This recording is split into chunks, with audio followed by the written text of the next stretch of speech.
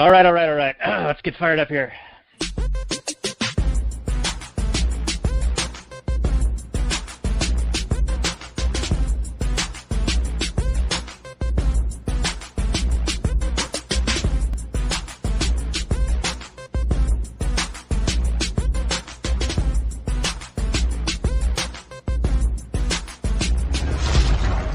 Maximum freedom. Read. Stay on target. Maximum freedom. Stay on target. Maximum freedom. Read Rothbard.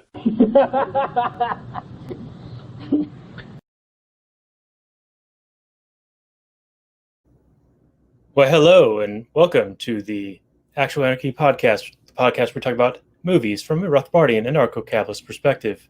Welcome to the Manor. I'm the Lord of the Manor, your host, Daniel Elwood, and my co-host is Robert Paul Johnson. You can find his wares at shrubster.com, and tonight he'll be going by the name Upgrade. How are you doing, Upgrade? Bloody toff over there. Freaking wanker. Pretty good, governor. Yeah. Fancy a spot? I do, yeah, and I just wanted to throw in the backdrop for this episode tonight of the Actual Anarchy podcast, episode 190 of the show, actualanarchy.com/190. So we're going to be talking about The Gentleman, which features posh manor estates as a key ingredient in the plot to the film, and so I thought it would only be appropriate. Also, we have Lady Mary Crowley starring in this film tonight. Oh, shit. What are we going to talk about? Well, we're going to be talking about The Gentleman and its drug-related nature with one of our many-time guests, Rachel Kennerly of Cannabis Heals Me, and we'll introduce her on the Last Night Reports of the show in just a moment. But I want to check in with you. How is enforcement of the mask? You mentioned earlier that you've worn a mask twice today. Can you just briefly describe for us what made you bow down and get down on one knee for bend the knee there for the masks? It all started with a woman, Daniel. Normally, I would not be doing such activities, but should the time come when the thugs that run things decide that their vaginas don't hurt so much and the sand is falling out of them, and they are able to open up the Canadian-U.S. border. Well, I guess the U.S. side is supposedly open, right? But then the Canadians are like, no, keeping their legs shut tight.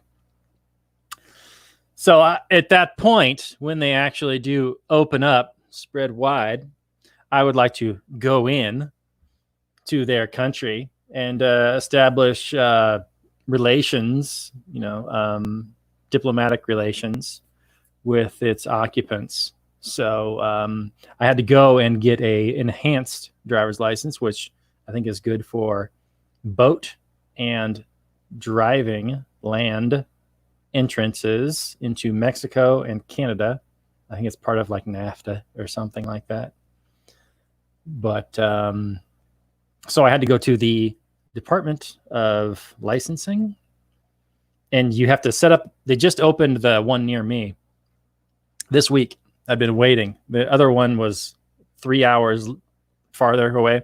They just opened it up this week, and I got an appointment. You have to set up an appointment. In order to get in the door, you have to text a number to a phone number, and then they let you in.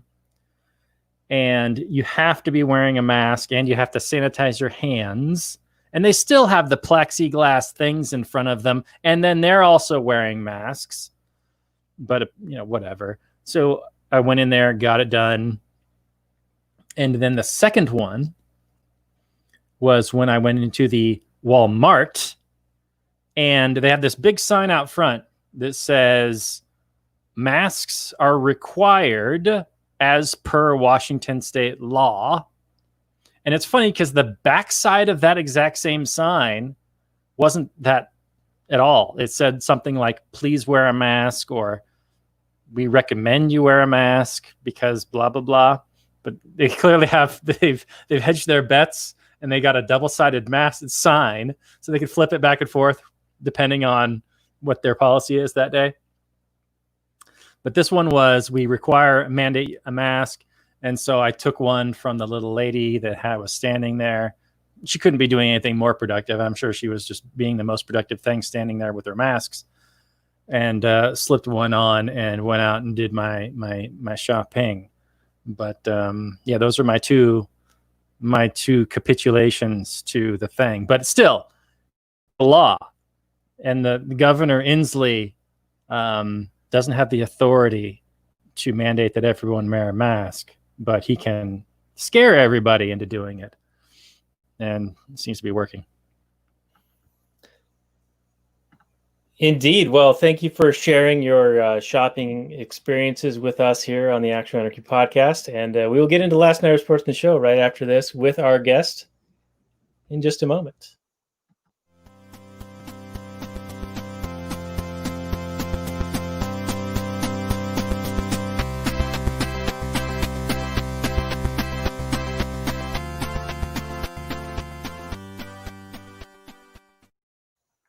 Hey everyone, it's Daniel Elwood and Robert Paul Johnson, and we are the Last Nighters. You can find us on the Launchpad Media, where they're always launching new ideas in your direction. Check it out at thelaunchpadmedia.com. Tonight we're going to be talking about The Gentleman with Rachel Kennerly of Cannabis Heals Me, and this is episode 133 of the show. You can find the show notes more at lastnighters.com/133. And Rachel talks about cannabis, and well, this movie happens to have a heck of a lot of it in it. In fact, this is a recommendation by her to do this episode of this movie. And so, of course, we have her back. Welcome back, Rachel. We always have a good time with you. You were on for The Village recently, and Instant Family, which we got a really positive review on. So welcome back to the show. Why don't you introduce yourself and tell everyone where they can find what you do? All right. My name is Rachel Kennerly. I'm the host of the Cannabis Heals Me podcast, which you can find out at cannabishealsme.com. Pleased, as always, to come back with you guys and talk about stuff from a Rothbardian Anarcho-Capitalist perspective. Well, that is the rumor. That is the rumor about what we do here. And, of course, Robert is here, and we just had Pete Quinones on for Casablanca, and he said that you were a lovely person and a good guest. So... yeah, and Pete's met me in person, but he doesn't know me that well. So I really need to work on my street cred, because, you know, my husband would affirm that I am not that nice.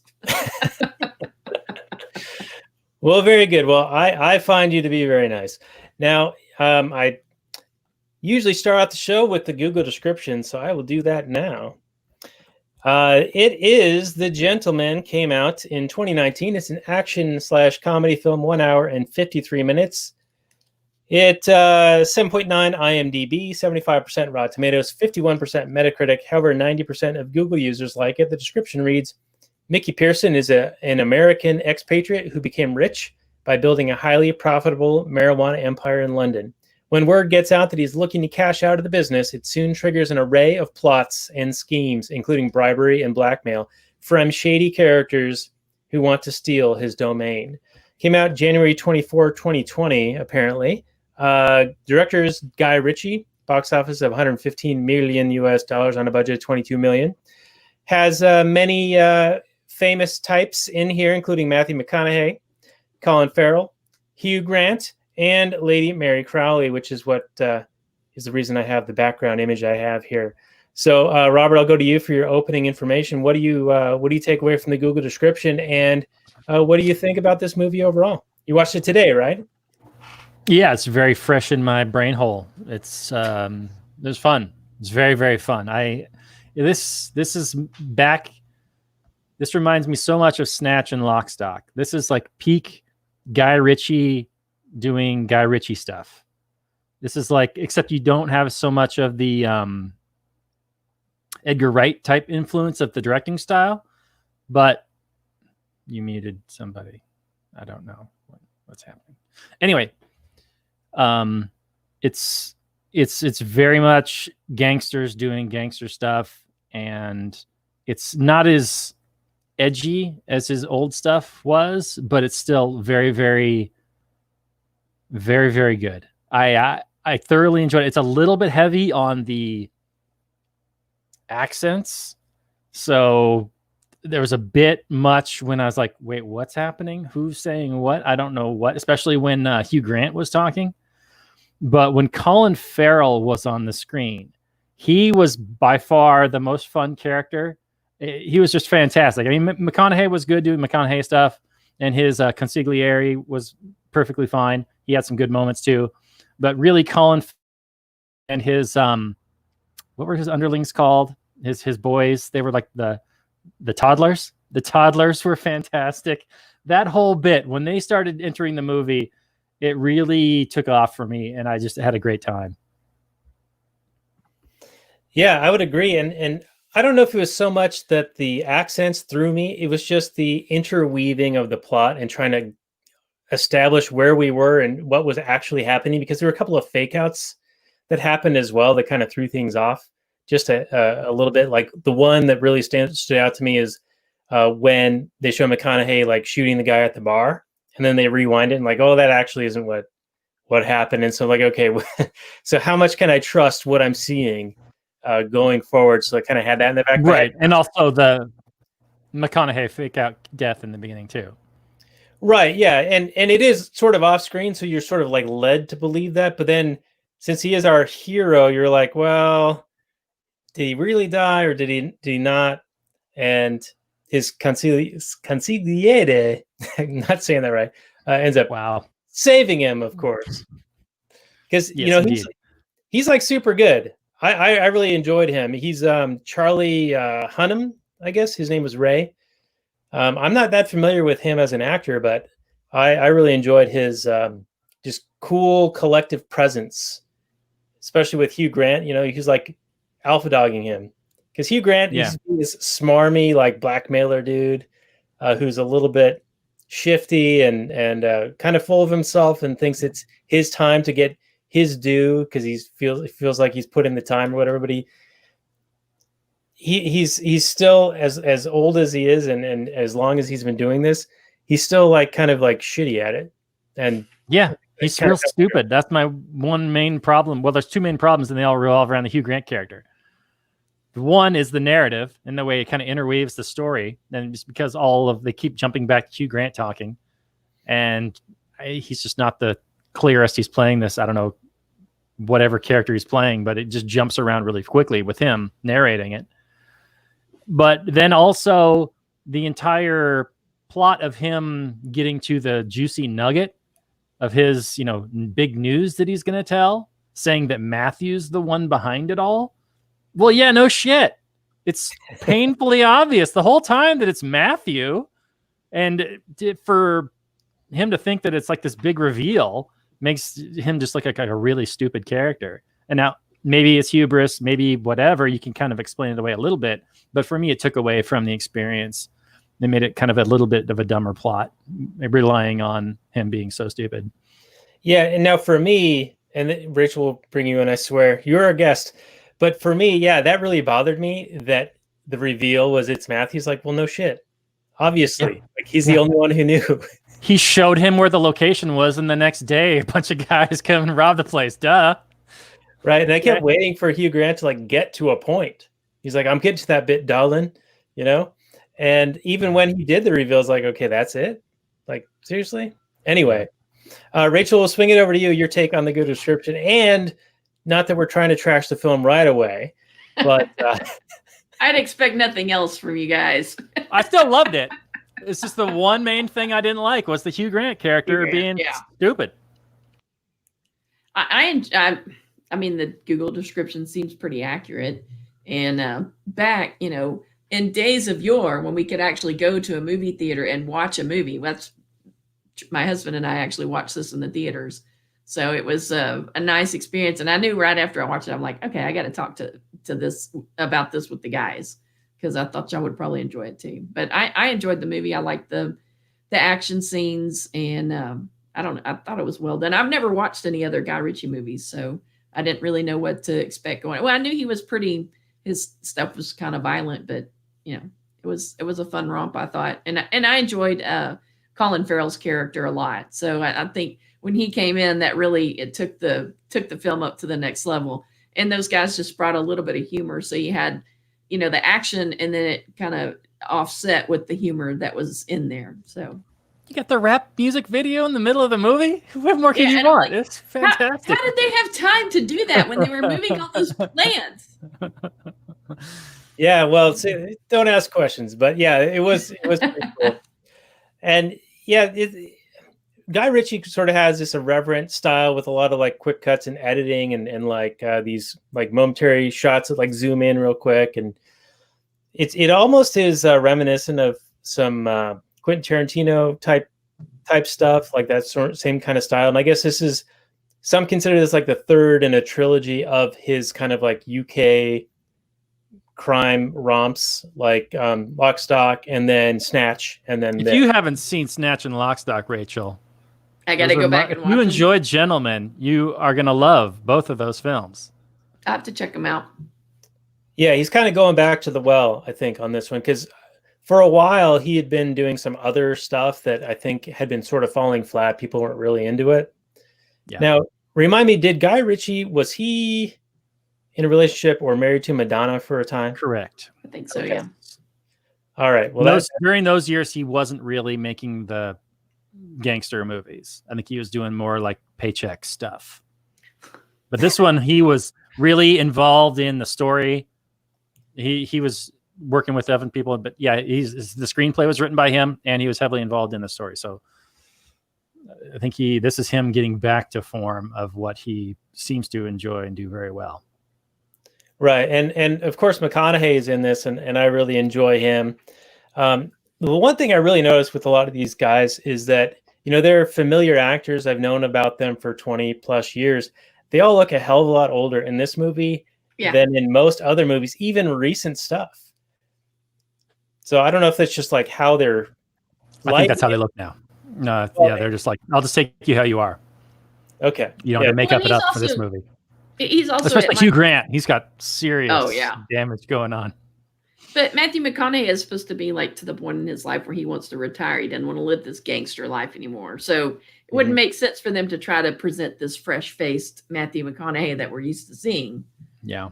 Again, it'll be a little older and a little more grizzled. Right. Yeah. Sure. Now, Rachel, did the plot sort of like make sense the first time you watched it? I almost felt like after watching this, I needed to watch it again, knowing what actually happens to, I don't know, better understand it or like try to pick up some of the nuance into it. I didn't have time to do that. But as my wife and I were watching this, we're like, okay, like, why are we jumping around over here? All right, now what's happening over here? Like, why is it so interweaved? I mean, I kind of get why it is. Like, that's what they're trying to go for, that kind of, that, like I said, that Quentin Tarantino thing where the plot kind of folds in on itself and you get all these like crossing over paths and then they all resolve at the end.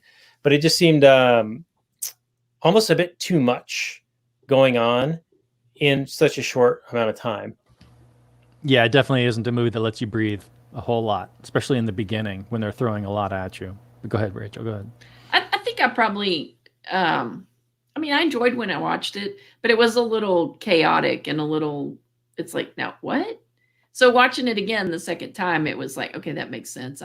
Now I get it, So it was a little, but I still enjoyed it. Even the first time around, I still enjoyed it a lot. Yeah, and one of the things I really liked about it was how they're like presenting this problem. Like, okay, how are you going to grow this much product in a country that has very terrible property rights? Where I didn't catch that I didn't catch it as much the first time I watched it. But when I'm watching it, I'm like, wait, what? People can just walk all over your property anytime they want? Yeah, I don't know how much of that is like accurate, but my wife and I have watched on Netflix like Nightmare Tenants or something like that. That might not be the name, but it's based in the UK. It's a reality TV show, and it's about these terrible tenants or squatters, and the landlords are like trying to get them out. And squatters get squatters' rights. So like if they're there for more than a period of time, you can't kick them out. There's all these like legal proceedings you have to go through. It costs you money. It takes months and months and months. Similarly, like if you want to like renovate a house or build a new house, you have to get council approval. Like the local town council has to approve it. Some serious commie shit. Yeah, it's like ridiculous. You know, when you watch this, you're like, holy crap, like how does anyone ever be a landlord ever? And then you see a movie like this and it's like, oh, people can just like, there's no real private property. And I think his solution is quite brilliant. And we have, you know, the background I have is, of course, Downton Abbey. And, the landed gentry. Right. And these lords and ladies have these manor houses. And in Downton Abbey, they actually, I think they even start talking about it in the later seasons about how it costs so much money to keep these up. And fast forward like 80, 90 years to The Gentleman. And yeah, there's a lot of these generations that have, as the patriarchs have died, half the money goes to the state. And then they only have like so much money left over, and it's very expensive to keep this up. And so McConaughey comes in and is like, hey, I see you got all this land and you need some money. I've got a solution. And it's brilliant because he can have just a little like above ground spot and then this underground network for his farms, because all the stuff can be apparently run hydroponic and with grow lights and whatnot. And so it's a way to kind of like have it under the nose, and you have these lords and ladies, and they're a few generations down, so they're like not that, you know, sophisticated anymore. Kind of like running cover for you, political cover for you. It's really kind of it's taking a look at the lay of the land and coming up with the solution within the constraints. And I thought it was really good. Yeah, absolutely agree with you. A comment on the cost of maintaining these houses. When we were in Mississippi, we went to visit Beauvoir, which was a home that Jefferson Davis inherited from a widow.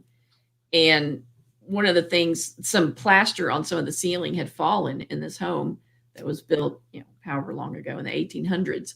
And the only person who knows how to do like horsehair plaster in order to restore that ceiling back to its original state is in Paris working on some castle. So I can't even imagine how much that person must cost to come over from Paris to fix this ceiling with horsehair plaster. So you've got the same thing going on in these English castles, I would imagine. Probably maybe even more obscure people that do those crafts, the craftsmen. Well, and these houses are ginormous and they're hundreds of years old. And like even one example in this was like, oh, we need to replace the roof. And McConaughey's like, well, okay, fine, I'll take care of it. Even though he just got that site shut down, like he couldn't even generate any money from there. So in a way, we've got McConaughey, Mickey Pearson, like being a good guy, like taking care of people who have worked with him. He's got a lot of respect and a lot of honor in what he's doing. And they even bring up the point that eventually this will be legal. And so what this Matthew character is buying is, even though it's going to be legal, he's going to have a head start on all the competition. He's going to have the best growers, the best network of distribution, the best production methods, all of these things. And that was what was being sold. But Robert, I want to get your take on, if we rewind a bit and pretend that the last 2 minutes of conversation didn't happen. Like in the movie. I wanted to get your take on his solution within the problems with the property rights being so lax there. Yeah, no, it's absolutely. It's a brilliant solution. You're going to have political cover from all these people that have more of their names and less of their actual wealth. So they have all the kinds of titles, but they are absolutely definitely cash poor. And they have all kinds of political connections, and they're probably in the House of Lords, or at least all their friends are, if they aren't themselves, or their aunts and uncles, or, you know, it's all one giant big group of people. So they're all going to cover for him because they all have an invested interest in doing so. So he's got any number of people he can call if he's ever in a pinch to cover for him for any number of things. It's probably also another way, if he actually did want to go legal, to have all those connections to ultimately legalize cannabis, but he's probably making way more money having it be illegal much like the mobsters in Prohibition, with the supply artificially scarce, you can jack up the price way more with far less competition. So he probably likes it the way it is. I mean, he's also a bit of a gangster and like solving his problems with violence. I don't know if he's a perfect moral character in this film. He seems to be operating under decently good intentions most of the time, but some shitty things happen, and he has to have his minions cover up their mistakes. And then, of course, he also kills a few people. But yeah, I don't know. We could probably talk about each individual case of death in this movie, but overall, I think you could probably call him kind of like a flawed kind of anti-hero character. And he's definitely in an industry that, of course, should 100% be legal. Yeah, and by legal, we don't mean like taxed and regulated. We mean decriminalized, because as we've seen in the U.S. with certain states not decriminalizing, but making it legal, but you need to have a license to be able to grow and a license to sell, and like dramatically high tax rates. Let's talk about that real quick. Yeah, let's talk about that, because it's actually ruining. It's like 90% in Washington State, 90% tax. Wow. I thought California was bad because they're like at 40%, I think. No, it's terrific. Wow. And go ahead. Sorry to interrupt you, Daniel. But yeah, it's really, really bad. The price you pay at a weed shop in Washington should be, a tenth of what it really is. It's outrageous. Right. And the other thing that kind of happened with this tax and regulate and having a certain limited number of licenses, these licenses were going for six figures on like the secondary market. Yeah, they were $1 million a pop. Yeah, like those taxi medallions in New York, which I got some great stuff on Rothbard about the taxi medallions, and those Uber and Lyft have crushed those, and then that's why the taxi unions have been like trying to shut down them in New York. But back to the cannabis industry, there's a series on Netflix called Murder Mountain. It's about Humboldt County in California. And Rachel, it sounds like maybe you've seen this. I haven't seen all of it, but I've seen probably about half of it, and it's pretty good. Yeah, it's interesting. But the thing that really stood out to me was that there was this industry that was sort of kind of under the nose of the local law enforcement. Like they were outnumbered, and so they couldn't really like impact it all that much. And they would be doing like these like no-knock raids and things like that, and like burning down their farms and whatnot. But there were just so many, and it's like such a vast area that they're kind of getting away with it. And a lot of them were old hippies who were like kind of grandfathered in a way. But as soon as it went legal and they tried to conform to the regulations and getting the licenses and all that, there was so much hassle and expense on that end of it. And then so many people were growing, some legal, some illegal, that the market fell out on the selling end. So what they thought was going to be a crop that was going to yield them, like $500,000 might only actually yield them like $100,000. So like they were hitting a huge loss in what their expected return was going to be, because they flooded the market with supply and burdened all of these growers with regulations and other burdens that just prevented them from being profitable, and a lot of them had to shut down as a result. So it was really a better situation before, when it was illegal, because people could get stuff cheaper, and the farms could afford to do it. Yeah, and one of the downsides when you go into the legal market, as far as the feds are concerned, your expenses are not deductible. Now, your cost of goods sold are. So if you're a grower, your expenses, a lot of your expenses are going to be deductible for federal income tax purposes. But if you're a dispensary, especially, the bulk of your costs are not deductible. So that you can actually have a loss for the year and still end up having to pay in federal income tax, because your expenses like your rent, insurance, wages at a dispensary, those things are not deductible. So you can have huge losses and still have to pay in on federal income taxes. There have been some cases that have come out where they've challenged the IRS on that, and thus far they've not been successful in those challenges. Wow. Okay. And I just know locally around here, there's a lot of like grow ops that have sprung up over the last couple of years, and they have to have like 8-foot high fences, razor wire, cameras, check in, check out, like all of this stuff. And we drive around, we see them, and we saw them going up, and we see a lot of them shutting down. Mhm. And some of them might be related to the pandemic, but others I think are related to just it's so costly that when the government got involved and quote unquote legalized it, they actually created a nightmare for production and for actually being able to manage within the regulations, because they're bureaucratically managing this, trying to be this central authority, and it's bound to cause problems. Well, we know how well central planning works in every other instance. Yeah, it's almost as if regulations harm business, Daniel. I don't know. Is that what you're trying to say? Well, I'm trying to make that argument. Yeah. And so the whole point of like Mickey selling to this, was it Michael or Matthew? Matthew. Once it goes legal, you're going to have a leg up. In a way, yes, he is going to have a leg up, but he's going to have a whole nightmare of problems when it goes legal. Like in my estimation, in watching this film and just kind of the awareness that I have based on watching Murder Mountain and some of the local stuff here, is that business runs better when it's illegal. Yeah, I mean, because you don't have to pay all the taxes and you don't have to follow all the regulations. So, and there's a myriad of regulations, and they're all different depending on where you're at. You can have, you'll have state, you'll have local. So, I mean, it's just, I feel for anybody that's trying to navigate this environment and try to do it legally. So the people that say, well, you guys told us that if we legalize this, that the black market would go away. And it's like the black market is never going to go away as long as you guys are regulating this and taxing the snot out of it, because people can't afford to pay double in the dispensary that they can go and get it for on the street.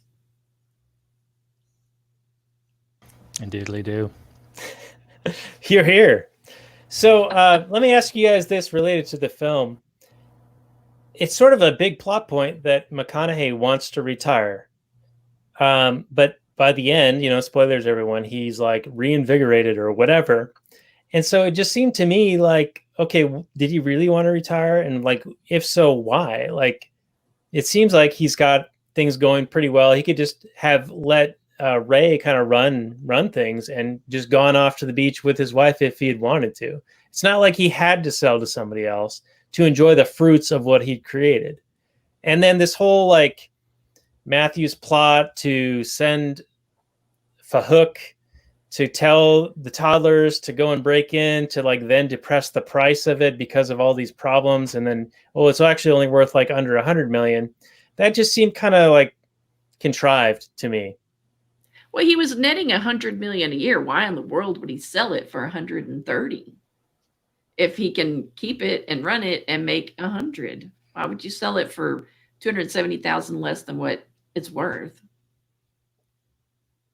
Yeah, Robert, did you have issues? Yeah. Well, yeah, I mean, you're right. The retirement angle is weak. They didn't set that up nearly well enough for my liking.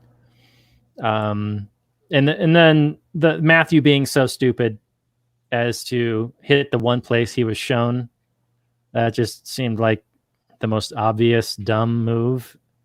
Like you're acting like your business, this person you're going to go into business with, is just a complete moron if you think you're just going to be able to do that and get away with it.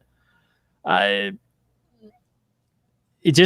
made the characters stupider than they were acting, because they acted like they were talking, they were having conversations like they were witty, smart individuals, professional businessmen who don't make moves just haphazardly.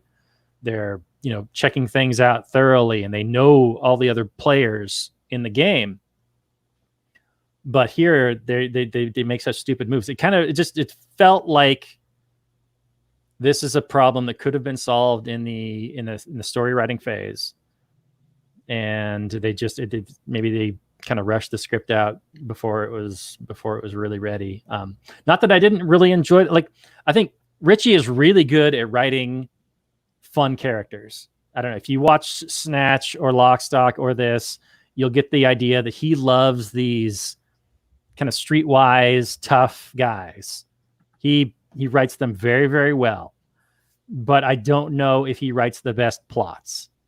And maybe he needs to collaborate with people that are better at writing plots and better at writing, I don't know, characters that behave in smart ways. But it didn't really hurt my enjoyment too much. I'm still going to give this a really positive review, maybe because I'm a huge Richie fanboy when he's doing this kind of movie. And he's like, if we were to review Lock, Stock, Snatch and then this would probably be the weakest of the three, but all three would be still really high up in my books as just really fun action, rompy, crime, adventure movies. Right. And I'll totally agree with that sentiment. It's like, I'm almost looking at this as like what it could have been, because it seems like if you had just narrowed down the plot a little bit better and given me a better motivation and not had some of the things kind of just be stupidly done, then this had potential to be that much better. And so I still enjoyed it. I still really liked the characters and the machinations of the plot, as confusing as it was. And it makes me actually want to watch it again, like I was saying. But at the same time, it's like it's left a little bit wanting, because you're like, okay, tell me why Matthew McConaughey really wants to retire. Like, show us him having like a bad situation that he's like, I'm getting too old for this shit, like the Murtaugh thing, like I got to walk away while I still can. Or, and why does Matthew, why doesn't he just, if he's so savvy and he knows he's going to make a bunch of money, as they discussed all the numbers back of the napkin style, like he knows this is a good deal, even at the 400 million, which it seems as if McConaughey was kind of fine, just almost giving it away. Why didn't Matthew just offer him less? Or conversely, just pay the 400 and be like, I'm going to make 25% return for the next 4 years. I'm going to have all my money back. That's a good investment. Like, why go through this rigmarole of involving this complicated series of dominoes that might lead to the price coming lower without McConaughey realizing who dropped that first domino, which of course, obvious to everyone, including the Mickey Pearson character, who dropped that first domino. Yeah, you can have dumb characters doing dumb stuff, like when the toddlers do dumb stuff. You're like, okay, that's no problem. These guys are just dumb athletes that go around, they can beat people up and whatever. And it really takes Colin Farrell's character to really whip them in line and teach them about the world and show them the mistakes that they're making. Right, totally believable for them. Totally believable. I'm completely on board. Yeah, I mean, they're adults and but they're just dumb about the world. They're athletes. But when Mickey Pearson does it and when Matthew does it, yeah, and even maybe the Hugh Grant character is probably, he's like caught up in the story and he thinks he's smarter than he really is. I could see that, but there's really no excuse for Pearson or Matthew to be so dumb. Right. And then also, I forget the guy's name. It's Fahook's boss man. Dry Eye, yeah. Who goes after Lord George. And he's trying to be king shit, all of a sudden, and even threatening the old are going to be replaced by the young, and you're just lucky I'm not doing that right now. And then, of course, he does it right now. So, but the whole Dry Eye angle, and then Hugh Grant presenting Dry Eye as this antagonist, that didn't work for me. I didn't see Dry Eye as the main point of conflict with Pearson. Granted, when he, went to go after his wife and then all of that, yeah, that's personal and becomes, I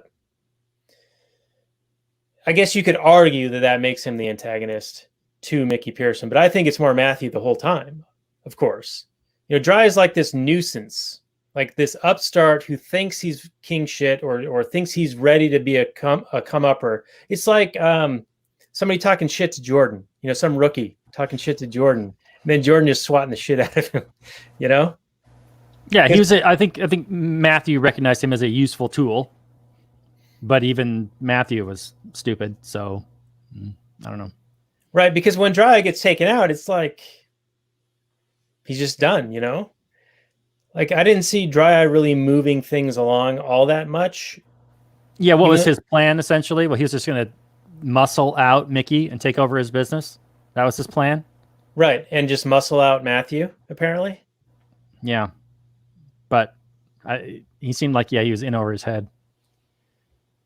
But I really enjoyed. I mean, there were some really great scenes in this film. I mean, plot wise, I know we're kind of having problems with it, but there were some really great dialogue scenes, and this is what he's good at. There was the scene where Colin Farrell goes in to apologize to the consigliere. I watched that scene 3 times. I just rewound it because I was like, man, the acting is so good. And then the dialogue is so perfect. And then the final scene in the freezer with Dry Eye, the dead body of Dry Eye, and he's talking to Matthew. That whole scene is really well acted and well written.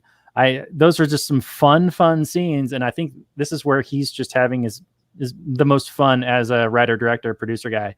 Richie just really likes that kind of stuff. So, and it just shows. And I think those scenes kind of save it. And also the relationship between the Hugh Grant character and the consigliere as the story is getting narrated kind of sets the whole tone for the film really well. So, you know, there are problems. It's not a perfect film, but I'd still watch a Guy Ritchie, you know, aging Guy Ritchie film, crime drama, whatever, over some other piece of crap.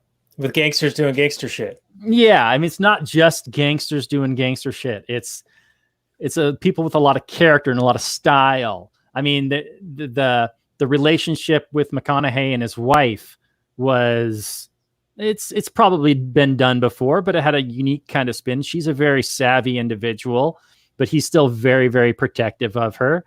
And that all played out, you know, fairly believably. I enjoyed it. Yeah, I don't know. Do you guys have any issues with him going in and blowing Dry Eye away? I didn't have any issue with that. No, I'm good with I that. thought she was a dang good shot, though. Oh yeah, tell me about it. Those two shots to pick up that gun and never have used it before, and drilled him right here twice. Yeah. 2 different people. Yeah, I wish I could be that accurate. And that tiny little gun, yeah. I mean, it's not going to have any recoil, so she probably, but it's got a barrel this long. and she nailed it. So Yeah. Yeah, I was kind of hoping that I think she said she had 6 of the bullets, and I was hoping that she would at least try to reload with Dry Eye and like have a little bit of a tussle there. But yeah, I don't know why she played her hand so badly there. Why did she tell him that she had 2 bullets? When there's 3 guys in there, why would you tell them? Could have said 3. Yeah, or more. I mean, they don't know. Say, I got 3 bullets in here. I'm Rambo. I have unlimited ammunition. Don't even need to reload. Yeah. So, speaking of the relationship between Mickey Pearson and his wife, the Lady Mary Crowley, I forget her name, and her name in the movie. Oh, Roz, right? Mm-hmm.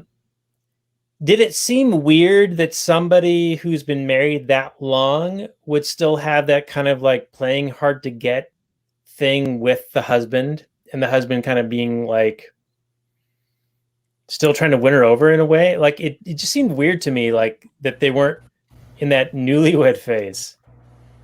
Yeah, Rachel, tell us about this. I don't know. I mean, she didn't seem real happy about him retiring, honestly, because then he was going to be around her shop smoking pot with her mechanic, her only male mechanic. Yeah. Yeah, I thought he would be more involved in the movie too. Once we saw Mickey and him hanging out, I thought he would be like, you know, like they'll have like something sort of telegraphed like early on, and then by the end, like, oh, okay, that's why they established that character. But I nothing. thought the shop would play a bigger role in the film, and it really didn't. But I guess it was just a way for Dry Eye to get the meeting with Mickey. Right. Yeah. By stealing the container of parts. Mm-hmm. And I mean, there were a couple of scenes like he was paying for a 20-foot container and it was a 40-foot. So the guy was like hey, you need to pay double bubble. And Dry was like, no, this was the deal that you made. And just because you happen to have a 40 container instead of a 20, you still have to pay, or you're still going to, charge me the price that we agreed on. And I think there was like maybe some validity to that. Like, yeah, you kind of came up to an agreement, but it's all like illegal shit. Like he's stealing this entire container. So there's nothing's really above board here. But you can see like that's why Dry Eye like doesn't give a shit that he's like giving it away to get this audience with Mickey. But that also seems super contrived. Like there's got to be other ways to get the ear of someone when, like, what was Dry Eye even trying to do? Because he like lowballed the offer, right? Must have been. I was wondering how, because he kept going click, click, click, click. And I didn't count how many clicks, but it's like, that seems like a lot of zeros that he's putting in there. It sounded like it. I don't know what the offer ended up being because the movie never said. He didn't, but he said it was a few zeros short. Mm-hmm. Yeah, so maybe there was a decimal point and then 2 more zeros that he put in there. He's like going down to the penny. Yeah. I'll have to rewatch it tonight and count how many times he clicks. Yeah, you let us know how big of a number that is going to be. But it seems like I don't understand what Dry was trying to accomplish there. Like he's there making a lowball offer with all these zeros, but it's still a few zeros short. But what was he really trying to accomplish? Yeah, I don't know. Did Matthew put him up to that just to kind of throw him off his scent that he was the one that busted in the container? Well, see, that's the other thing. I'm not sure when this plot got hatched to have the toddlers break in. It seemed to be at that football match where Hugh Grant was taking stills of them and somehow got the stills transcribed into... No, it was video. It was video. Oh, okay. Well, that also seemed kind of fucked up. But anyway, then it would be that still from that far away with that big of a lens. Super shaky. It's super shaky. He's holding it in his hand. Yeah. The at least have a tripod on there, please. Come on. But it seemed like maybe that was when the nucleus of the attack on the place was hatched. But well, actually, now I take that back because that's when Dry was threatening Matthew, right? Mm-hmm. And then Matthew was like, "You have no idea what you're in for, or you're swimming with the big sharks. You've been in the pond for 20 minutes. I've been swimming with the sharks for 20 years," or whatever he said. Mm-hmm. And you're right. Guy Ritchie has great dialogue, great lines, great characters, great scenes, even. Yeah. But yeah, it's kind of like the connecting that's kind of missing a little bit. It's almost like a poor man's Tarantino. Like Tarantino has great dialogue, but he also is very clean with the story. The plot works within the plot, Right. Completely agree. He is, I guess, the British version of Tarantino, and I'd say the slightly inferior version. But I wouldn't say necessarily Ritchie is definitely trying to copy Tarantino. He just has a similar kind of style that has flaws. Yeah, and the dialogue everybody's got blind spots. The dialogue's almost like Kevin Smithian a little bit too. If Kevin Smith was back in the 90s and British, yeah. By the way, there's a movie called Red State that Kevin Smith did, like in 2011, that I want to watch, but it's not available anywhere for streaming, and the DVD is like $80. Yikes! But apparently, who owns the rights to it?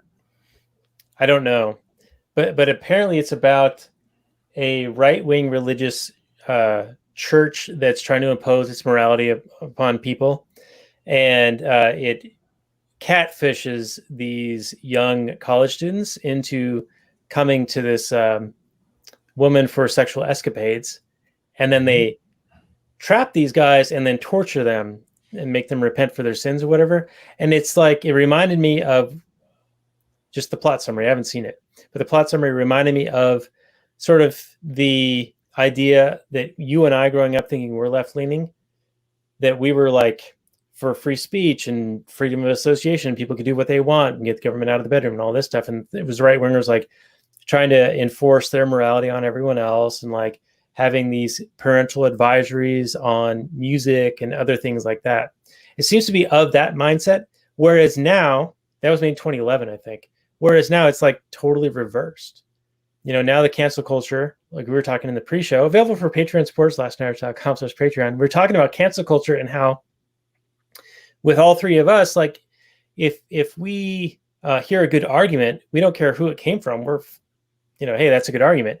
Even if the rest of their stuff is like garbage, like you were talking about Alex Berenson, he's really great on the pandemic, the COVID stuff, but he's terrible on cannabis, which is your specialty. And he's terrible apparently on the military industrial complex, but we can still look at the thing that he was good on.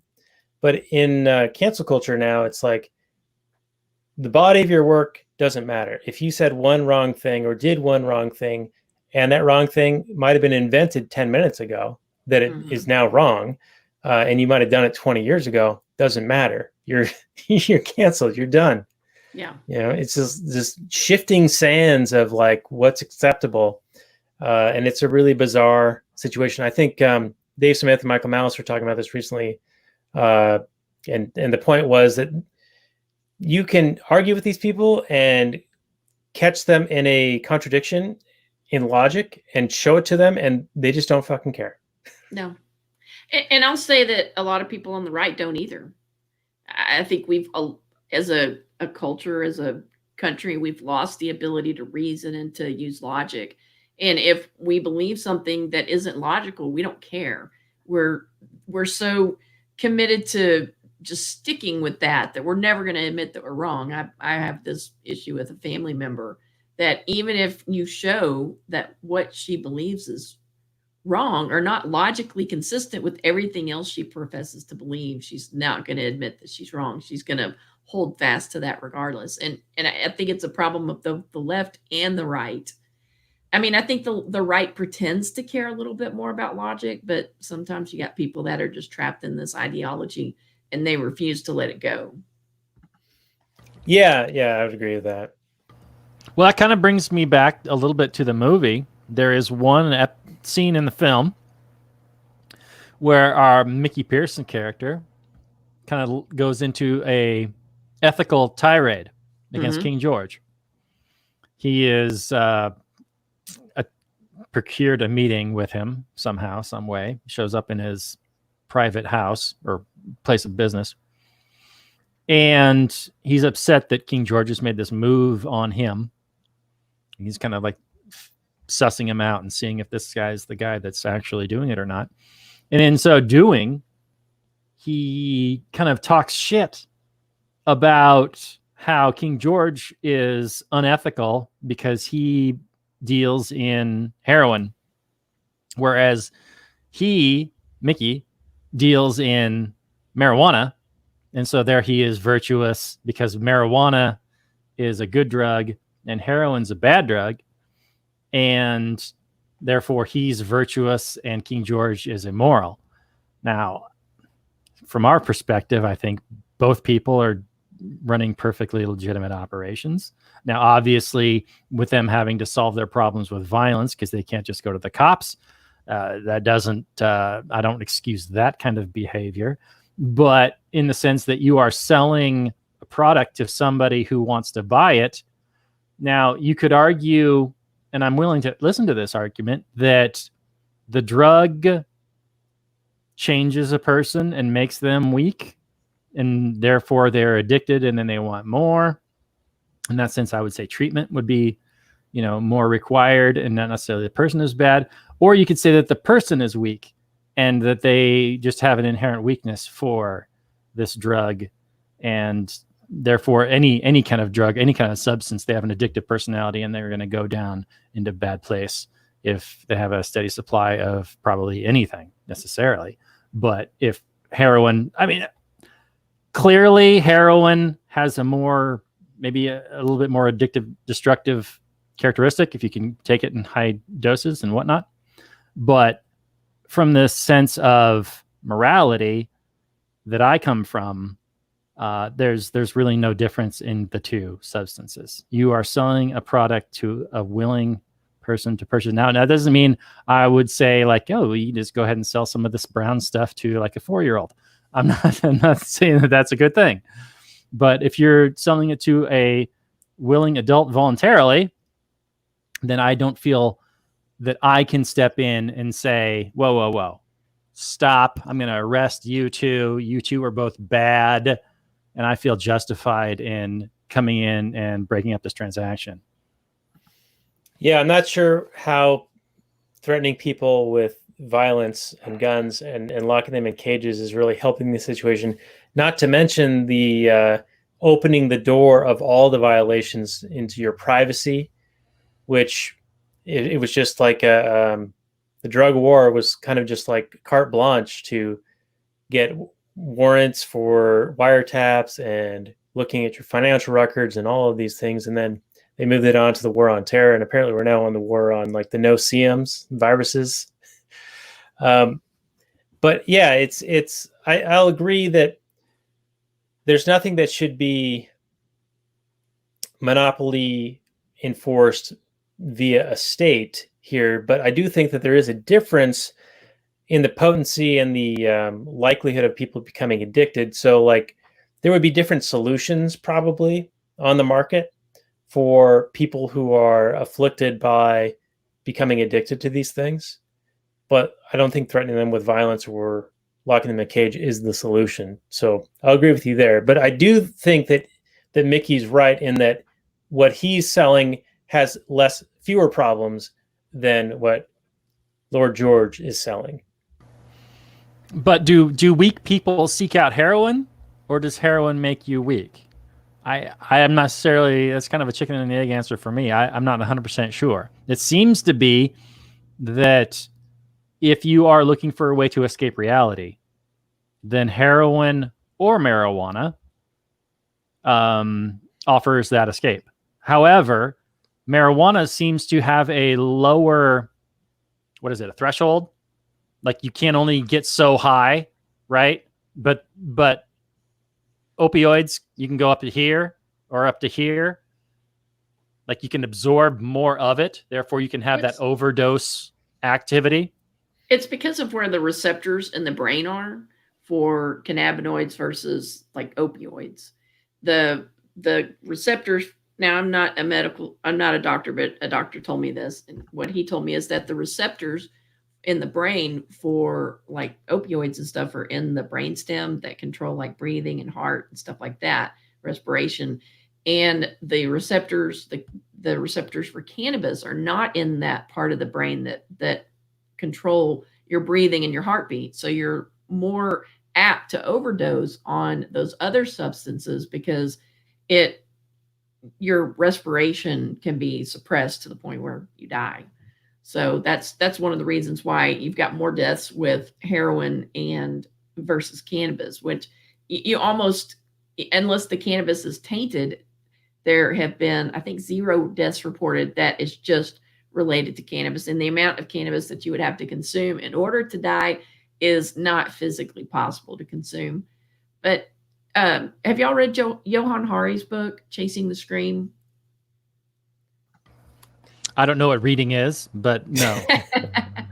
Well, you can listen to it because it's on Audible. I'll send you the Audible link. It's a great book. And one of the things that he looks at in that book is the history of the war on drugs.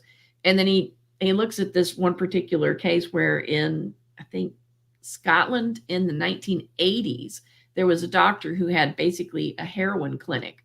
And you would think that if people could go and get high anytime they wanted to, that the amount of use of heroin would go up, that crime would go up in this neighborhood.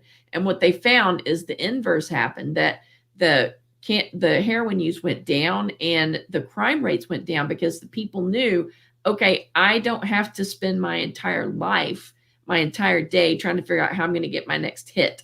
I can go to work and then I can go to this place and get the heroin that I need. So there was a woman that was selling her body on the street in order to get money for her heroin. And she was able to actually get a job and provide for her daughter once this heroin clinic opened. But then the government came in and shut it down because the war on drugs, which is led primarily by the United States at that point, they tamped it down, and so the heroin clinic closed, and this lady not too much longer after that ended up dead, and who knows what happened to her daughter.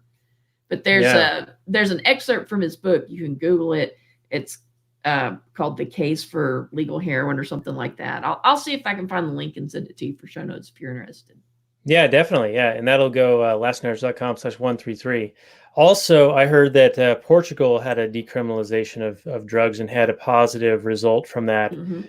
And then Mark Thornton of the Mises Institute, he has several lectures and does a lot of work in the drug war and legalizing drugs. And I'll post one of those lectures on the show notes page as well, because it's really good.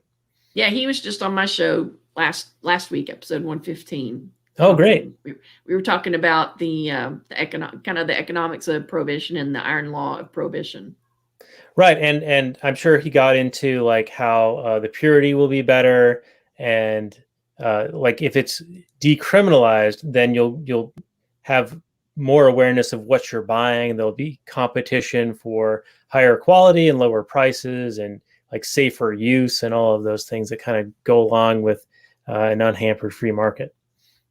Well, one of the arguments that Alex Berenson makes, and he made it in his debate with Jacob Sullum at the Soho Forum, one of the arguments that Alex makes is that demand drives the potency, the THC percentages of cannabis. And what Mark discovered is that it's government regulation that drives the percentage of THC and the potency. So that's one of the things that we talked about in our episode is that, Alex has it completely backwards.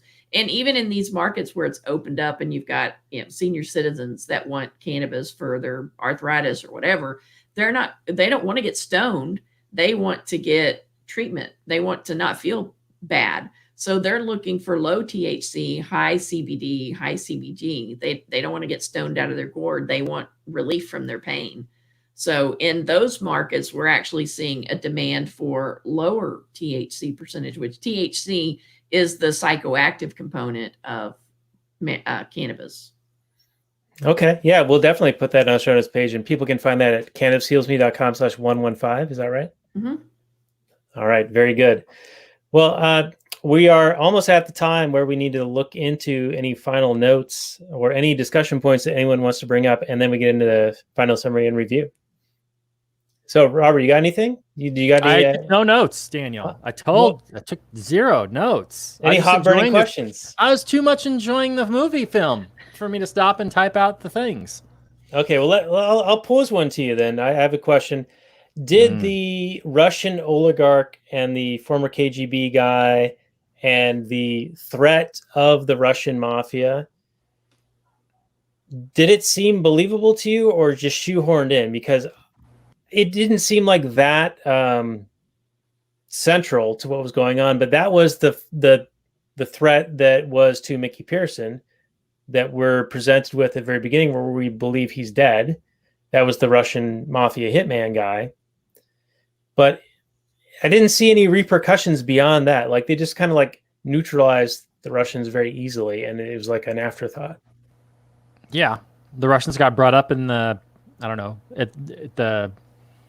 when he's getting the Toff's daughter back to her. Yeah, and then it falls out the window and forgotten until the end of the movie. Yeah, it seemed like it was more of a plot convenience and introduced to, I guess, wrap up the thing somehow. But I think you probably could have done a similar kind of thing without the Russians involved at all, because they definitely were an underdeveloped aspect of the plot. I think it leaves it open for a sequel. Well, yeah, Mickey's still there doing his thing with this girl, and now you've got a beef with the Asian mafia, and now the Russian mafia. So he's got in the crosshairs of two separate. Now I don't know if there'll be a sequel, but I think that plot line kind of leaves it open for a sequel if they want to do it. And what happened to Matthew? Do we know? Well, apparently he lived. Yeah. They kind of insinuated that he got out of the thing with a chunk of flesh out of him. And that's what Ray is cooking on the grill? Well, I think that was just a visual metaphor. I think, yeah, I was thinking of that. Okay, is that Matthew? But it happens at the same time as Matthew McConaughey gets in the car to leave. So I don't think it's Matthew's pound of flesh on the grill there. Right. I don't think so. Yeah. But yeah, it's like a visual. It's a metaphor. Yeah. Yeah.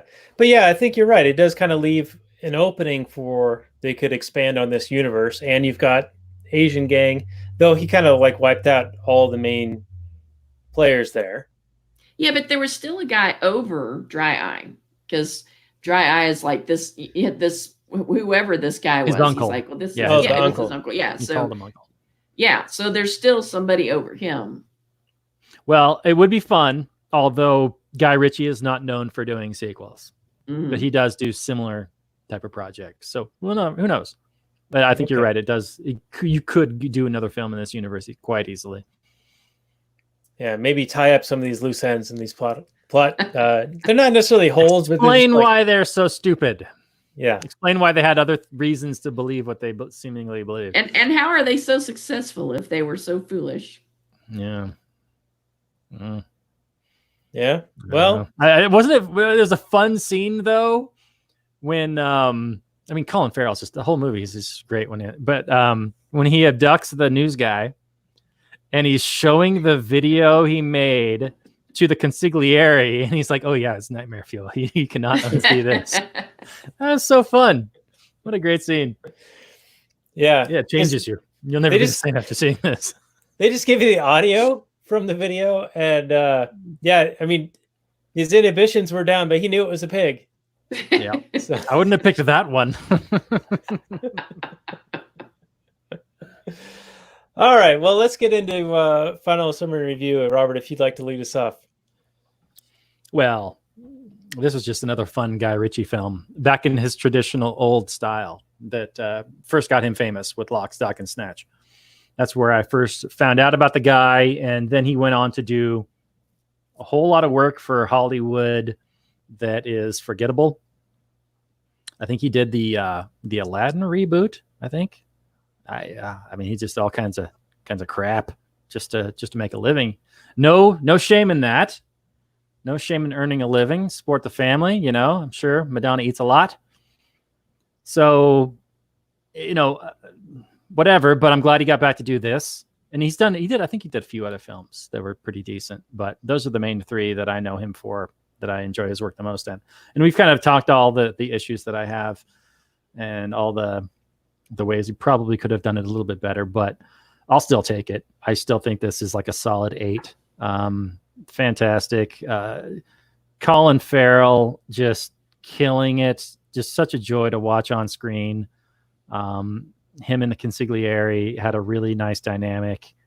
If there is a sequel, I would definitely want to see him in it. So maybe even focusing in on him. I don't know. Getting drawn back into the criminal underworld, even though he thought he was out. I'm sure you could go any number of ways with it, but this was just a whole lot of fun. I didn't even stop and write notes. It's just a lot of gangsters doing gangster shit, which is usually bad. It usually makes for a boring episode of The Last Nighters. Not that there's ever a boring episode, but it just means that there's just, less content to dig in. Because who's the protagonist? I don't know. They're all shitty. But this is just he comes up with fun, ways things go wrong, and then how do you solve them? And they come up with creative solutions. And the status world that we live in, with marijuana being illegal in a lot of places still, leaves for creative solutions for budding entrepreneurs. And like we talked about, maybe more people should not go along with all this ridiculous government regulation and taxation and just get to the business of providing a product for your customers. But the film is a strong 8. Highly recommend it. I also recommend Snatch and Lock, Stock. If you have not seen it, Lock, Stock, and Two Smoking Barrels, and Snatch, with probably one of my favorite Brad Pitt performances of all time. Fantastic stuff. Check it out. Is that higher than the Fight Club performance or lower? It's higher in the performance, although he's not in the film for as long. So, and he's doing this like heavy, pikey accent. So you're like, I don't know, what is he even saying? So they're both really, really good. He plays this bare knuckle boxer gypsy character, and it's just a lot of fun. So I don't know. It's all good. I don't know. What would you call this trilogy? Can't be just the Guy Ritchie trilogy. I don't know. Yeah, that's a little boring. I mean, the Simon Pegg's got the cornetto, so we got to come up with a name for this. Yeah. But anyway, Rachel, let's get your final summary and your score. It can be, however you want to score it. It doesn't have to be numbers. It could be stars. It could be little marijuana leaves, however many. Well, I'll be consistent with Robert, and I'll say I probably give this one an 8 as well. I didn't buy it. I kind of regret that now. I should have went it because it was only like $5 more to buy it as opposed to rent it. And I should have went ahead and bought it, but I was like, I don't know. For some reason, I was just being tight-fisted today. But I'll probably end up going back and buying it. I enjoyed watching it, and I just like you said, the Colin Farrell scenes were hilarious, and I liked the way that it was not just violence and F-bombs the whole way through. There was funny stuff thrown in there as well. So it brought it just made it enjoyable for me. All right, very good. So an 8 from you and an 8 from Robert. So I guess I get to be the naysayer. I enjoyed this film. I liked the witty dialogue and I liked the convoluted plot to a point, but I think it got a little over convoluted. And as we've discussed in this episode, some of the things don't quite make a whole lot of sense, or you kind of need to believe that really smart characters are actually really dumb, or at least really dumb in certain areas for it to kind of work. So for that, I'm going to have to give it a couple of demerits, but it is still a very entertaining film. And like I said, the dialogue is top notch, and it is a lot of fun. So I'm going to go with the 7.5. So not too much lower than you two. And I will also recommend Lock, Stock, and Snatch. And if you watch them all, like within a short time frame, you'll kind of get how they all, not that they fit together per se, but like the genre or like the tone is very similar. And so you'll get your Guy Ritchie fix by doing that. So highly recommend all three of these films. And like Robert was saying, I don't know if this is as strong as the other two, but it is in the same vein and a nice return to form for Guy Ritchie. Absolutely. So more of this. More of this. Of this. I would definitely watch another movie like this and done by Guy Ritchie. This would be great. Yeah, I had no idea that he was behind the abomination that was the Aladdin remake. He's done a lot of crap in the intermediate years. He's, you got to make a paycheck. So, you got to do what you got to do. So I've heard the storyline that you got to make, one crap movie for the studio, and then they'll let you make your small indie project movie that you really care about. I don't know how true that is, but it kind of lends credence to the story that if he made Aladdin, then they'll let him make The Gentleman. I don't know. I'll take an Aladdin if I get a Gentleman. I'm not going to watch Aladdin, but I'll watch Gentleman. Yeah, they probably made more money on the Aladdin one, though. Oh, yeah, for sure. That always blows me away. Like, sometimes these terrible movies make so much money. And these really good ones, these really fucking good ones, this one did well, 115 million on 22 million. So it was no slouch, but you see it all the time. Yeah, nowhere near the Disney movies money. Oh, yeah, it was horrible. I had sat with my coat over my head and played on my phone the whole time. And I liked the animated version. So I went in there with high hopes, I guess. Too high, I suppose. Mm-hmm. Well, it's hard to beat Robin Williams. He's a one-of-a-kind guy. So anyway, this has been a really fun episode, Rachel, and so thank you again for joining us. I hope you can stick around for some of the bonus content available for Patreon supporters, lastnighters.com/Patreon. Also, people should check out your show, Cannabis Heals Me. The episode with Mark Thornton is episode 115. We'll have that on the show notes page. We'll also have Chasing the Scream, a link to that. If you send me an Audible link, I can post that on the show notes page because I think you'll get a small commission or some kind of bonus if people use that. And then I'll also put a Amazon link to the book on the show notes page as well. So everyone gets a little bit of, pennies if anyone clicks on it. And Robert, next week we're going to be doing another Disney film, musical. Oh no! Hamilton. Oh no! Took Broadway by storm a couple of years ago, and now it's finally on Disney Plus. We both have access to that. I think it's like a 3-hour extravaganza. So no! Strap yourself in, and we're going to be having a very well-informed guest. It's Tho Bishop of the Mises Institute, and he is a bit of a scholar on Hamilton, and will, of course, be referencing a lot of the libertarian takes on Hamilton. There was a very famous debate between Michael Malice and Tom Woods, whether Hamilton was a good guy or a bad guy. Yeah. And Woods Champion won. of Liberty, I think it was. Yeah, and Woods won the argument, but I think Malice had some decent takes on it. And Kevin Gutzman has a really good article related to it, so I'll be sure to read that before we have that episode, and I'll put that on the show notes page, among other things. So that'll be what we're going to be doing next week. And people check out Rachel's stuff, check out our Patreon, support us there. People have been doing that. People have been reaching out to us, like I said at the end of one of our recent episodes, Robert. We're getting suggestions from people on Twitter, via email. We're getting comments. We're getting new subscribes on YouTube. We're getting some new Patreon patrons. Hey. So things are picking up. It's really good. So I'm appreciating that from people. It vindicates that we're not just two guys and then shouting into the void. Talking into the void. It's actually getting somewhere. So anyway, we really appreciate that. And with that, Robert, why don't you recommend how people can support us before we sign off and get into the Kathleen Turner Overdrive bonus content? Well, I can make a few suggestions about what you could do, but you may come up with more creative solutions. Don't let this be the end-all be-all list. You can go to Trepster.com and buy some merch. You can subscribe to us, like Daniel mentioned, on the YouTubes. You can talk about us. You can partake in the conversation by leaving us messages and emails, tweets, that sort of thing. You can tell friends about it. You can leave a review on the Apple Podcasts or whatever podcasting form your podcasting desires take.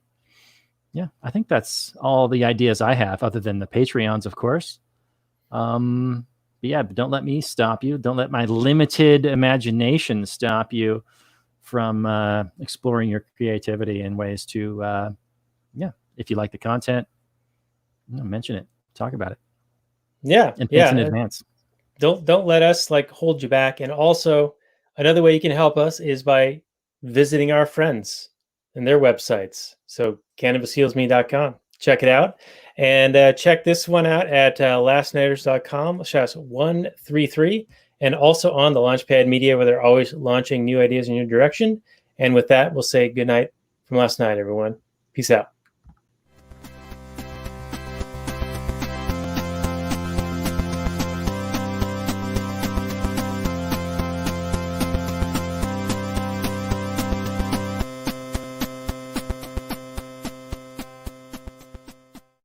And we're back.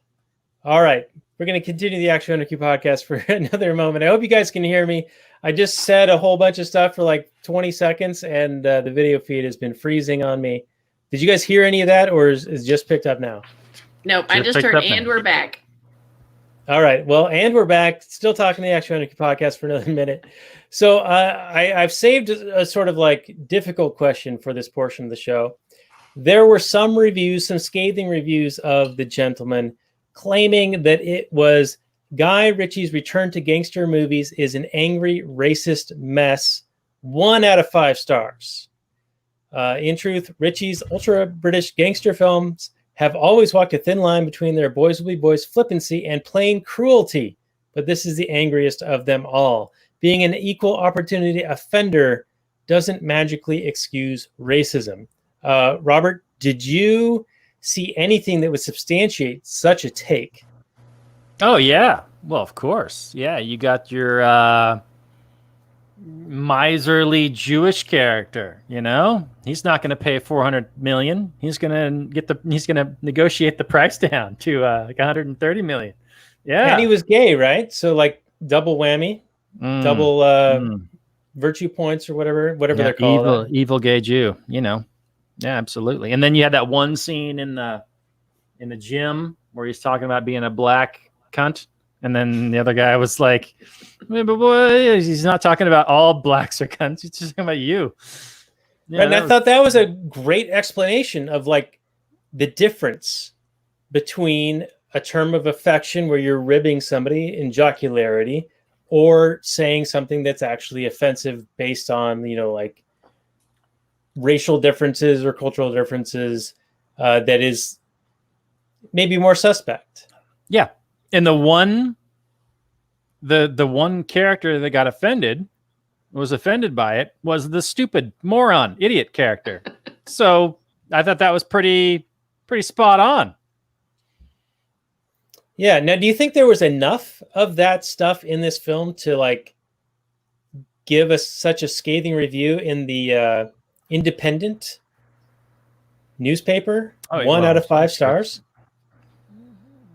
Well, go ahead. I didn't pick up on it, but maybe I'm just not sensitive enough to it, so I'm not looking you got some to be serious offended. Snowflakes around here writing movie reviews, And they probably weren't real nice as far as comments that they made regarding the Asian mob. There were probably some derogatory comments made toward them, but they weren't casting aspersions to anyone. Like, I don't know. Yeah, I would think that would be normal conversation with people who are in gangs. They probably don't care about who they offend.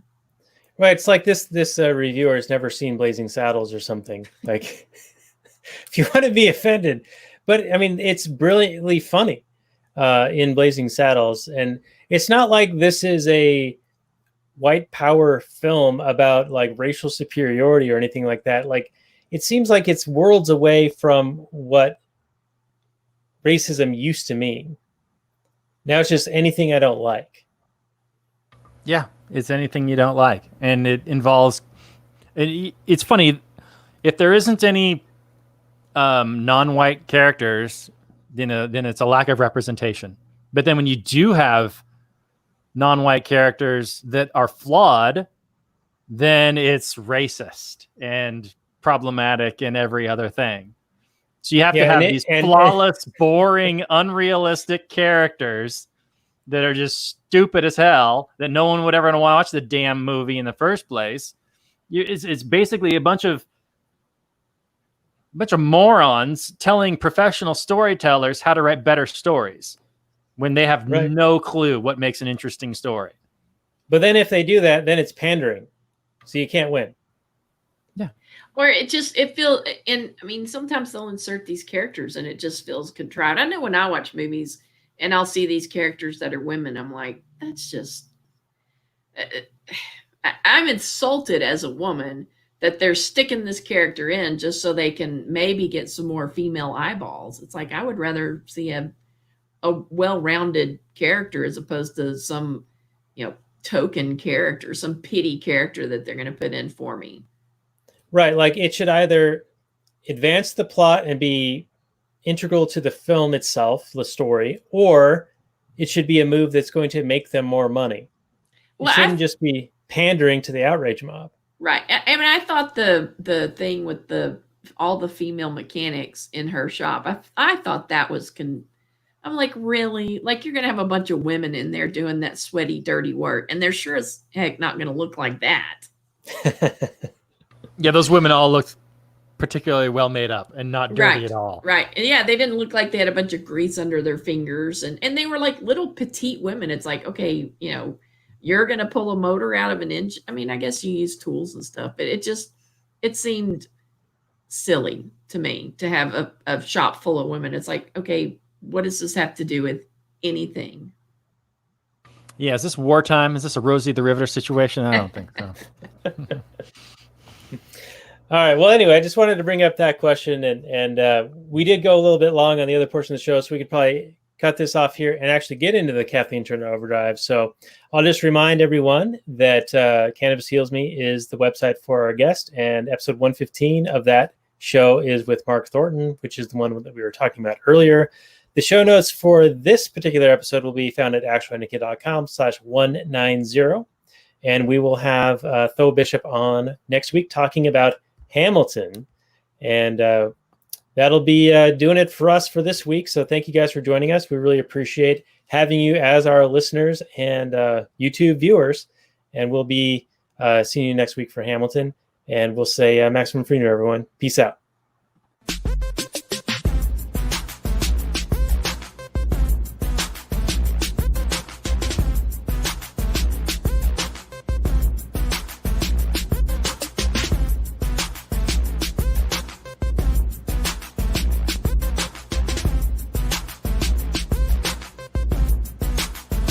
The Chipmunks.